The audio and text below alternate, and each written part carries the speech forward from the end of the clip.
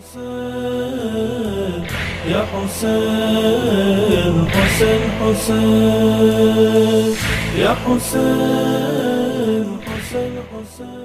Hussain is a man whose story has transcended generations and borders for over 1300 years. Hussain's selfless pursuit for moral justice in the face of brutal oppression has inspired hope for millions. The Battle of Karbala, where Hussain and his 72 loyal companions bravely stood against an army of thousands, forever changed the course of history.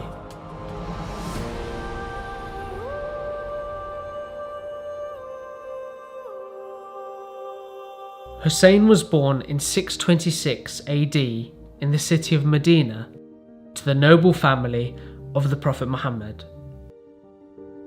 He was raised by a family renowned for their honesty, compassion, and justice.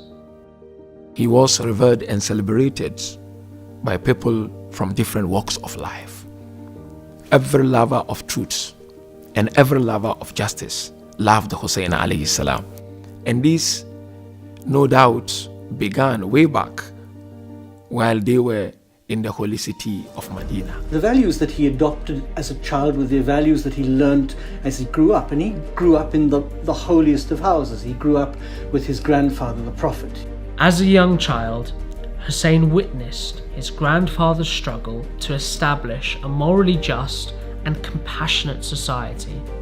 They embraced a very sincere life, a very humble life. They prioritized charity, giving, and working to improve the societies they were in.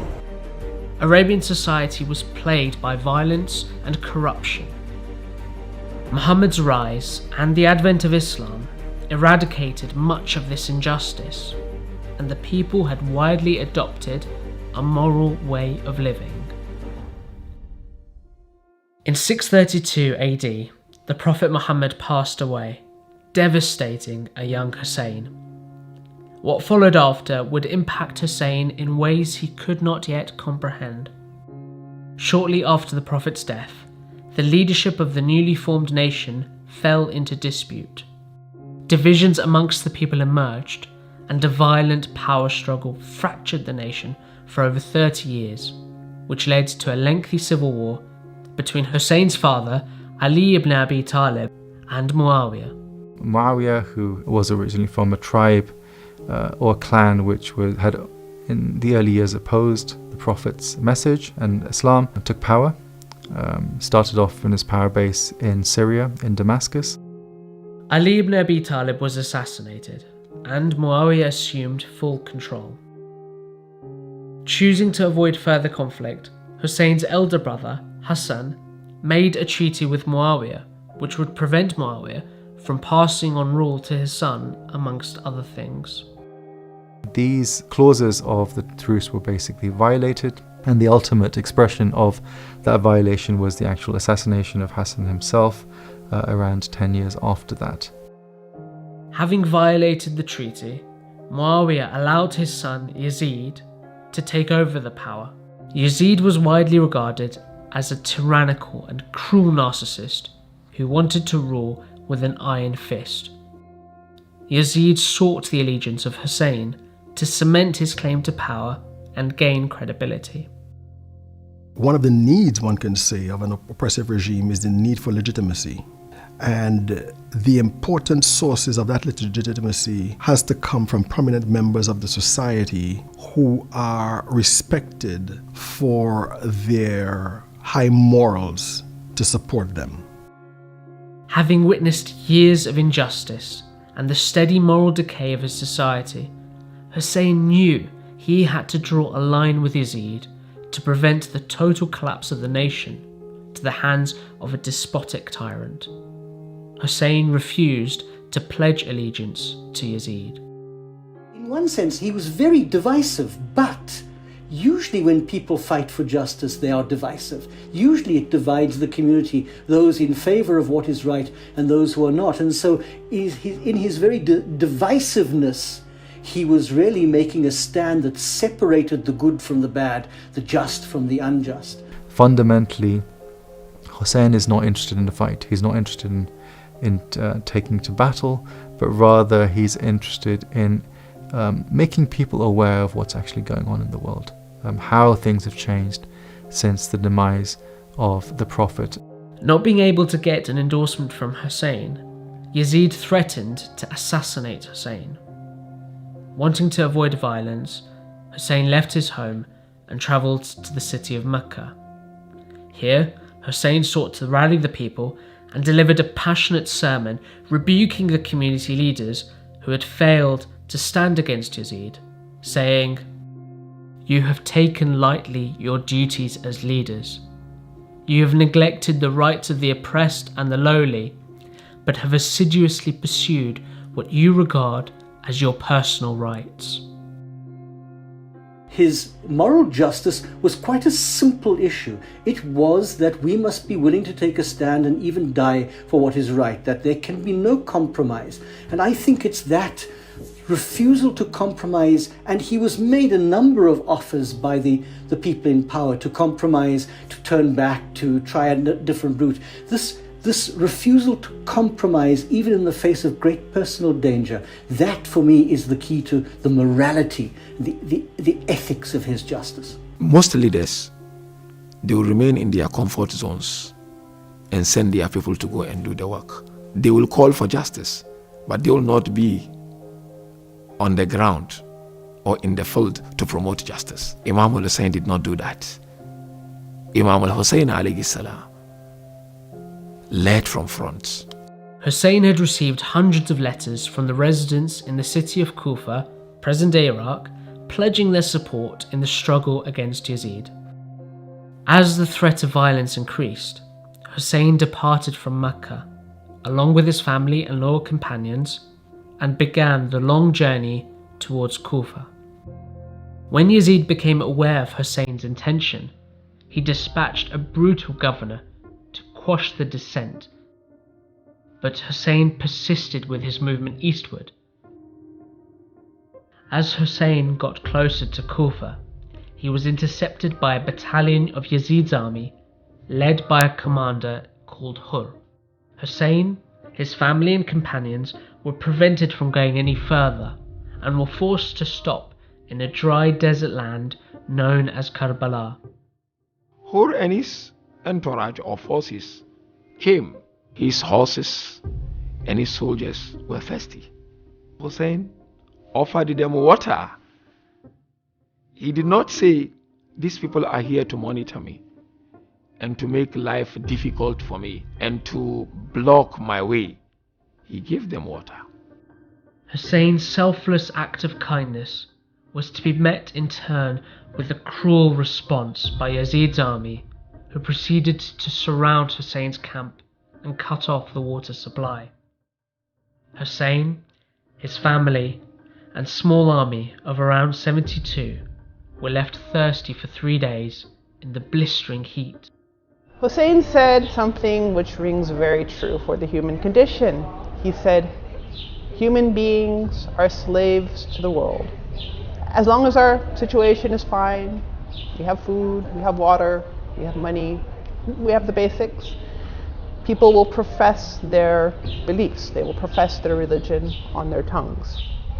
But when people are tested, when people are tried, very few people remain who are sincere and devoted." On the eve of Ashura, Abu Abdullah gathered all his companions and he asked for the candle to be switched off. So it was put off. And he said to his companions, "I am the target, you are not the target. Why don't you go? And no blame on you." Each and every one of them stood up and pledged their allegiance to Abu Abdullah Hussain alayhi salam. As the sun dawned on what is known as the day of Ashura, Hussein and his brave army of 72 prepared to make their final stand of honour and dignity against an army of thousands. In a remarkable turn of events, Hur defected from Yazid's army, realizing that he had made a terrible mistake, and pledged to fight alongside Hussein. Unafraid and fueled by belief in something greater, Husayn's companions fought relentlessly till their very end.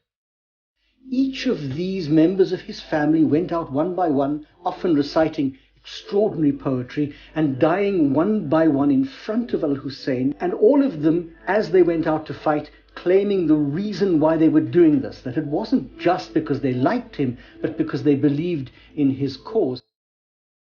In the heat of battle, and despite witnessing the horrific killing of his close friends, Husayn would be heard praying for his enemies, hoping they'd cease partaking in this atrocity. One after the other, Husayn's closest family members were slain in battle as they fought heroically, with each member of his family killed in front of him, including his beloved sons, nephews, and brother. Husayn would rush valiantly into the battlefield to aid them in their last moments. None was spared, not even Husayn's 6-month-old baby, Ali Asghar. Imam Hussain carried this young boy, placed him on his chest, and he walked to the battlefield. He looked at the camp of the enemies. He called out, "Am I the target or this infant? Why don't you give him water?" And this created a consternation in the opposing army. And when the leader, Omar ibn Sa'ad, saw that, he called out for them to silence Hussein's argument, meaning to kill that child. And so one very evil soldier, whose name was Hormala, took a 3-pointed arrow and fired at the child and ripped the child's neck apart in the arms of the father. He was now completely alone. Everyone else was gone except for the women in the tents, and they were being threatened. And I think that in the end, it was his utter exhaustion from fighting almost single-handedly that helped to hasten his end, and the fact that he was now surrounded by a superior number. Up until the last breath he had, in the midst of all of this, he never lost hope. Some of the reports from the soldiers fighting against Hussein, when they saw him pass by in front of them on his horse fighting them, they said they never saw a person who had lost so much, his dear ones killed in front of him, facing insurmountable odds, covered with blood, but at the same time being so peaceful and so glorious. Carrying his lifeless infant alone, Husayn returned to his camp to bid a final farewell to the women and children of his family. Unbroken and unafraid, Husayn charged valiantly for the final time towards the enemy and fought majestically till eventually he fell from his horse. They started attacking him left and right. Arrows on his shoulders, arrows on his forehead, arrows on his back, until Abu Abdullah fell down. He was kicked left and right, and eventually Shimmer sat on his chest. Covered in bloody wounds, thirsty from the dry desert heat, and with no one left to help him, Husayn was mercilessly beheaded.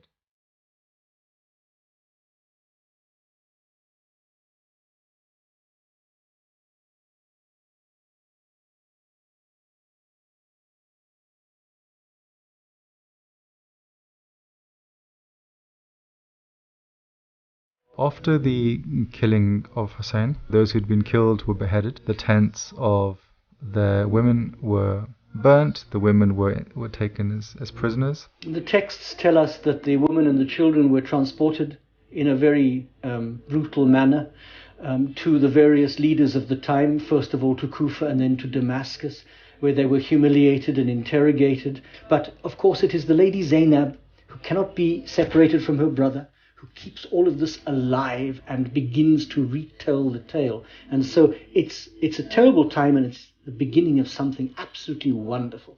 Following the tragic killing of Husayn, his sister Zainab carried the flag of Husayn's mission and became the moral support for the women and children who had been taken captive. Famously, when asked how she perceived what had transpired, she replied eloquently, "I saw nothing but beauty." She makes these two famous protests against the citizens of Kufa and then against Yazid. And she is famous that not only does she denounce his leadership and indict him as a person, but she also in those moments begins the story of Karbala and ensures at that moment that the story will never be forgotten and that the lessons of Karbala will never be forgotten. Zainab's fiery speech in the courtyards of Yazid sent shockwaves across the nation, as word spread of how Hussein and his small army were martyred in Karbala. Realizing his grave miscalculation, Yazid freed Hussein's family. Zainab, alongside Hussein's last remaining son, Ali Zain al-Abidin, began to tell people of what happened in Karbala. This triggered a series of uprisings, which eventually led to Yazid's rule being dismantled. For a number of people, the commemoration of Hussein is also about this quest for justice and goodness in the world. And so the recounting of the story of what happened is then connected with accounts of oppression, of tragedy, and of brutality in the world that we have, and a hope and desire for something better. The story of Hussein has been remembered through generations every year as a source of empowerment in the fight for moral justice. How Hussein and his army of 72 were victorious against a tyrannical enemy through sacrificing their lives. 1300 years later, millions of people from all backgrounds flocked to pay tribute to Hussein at his shrine in Iraq.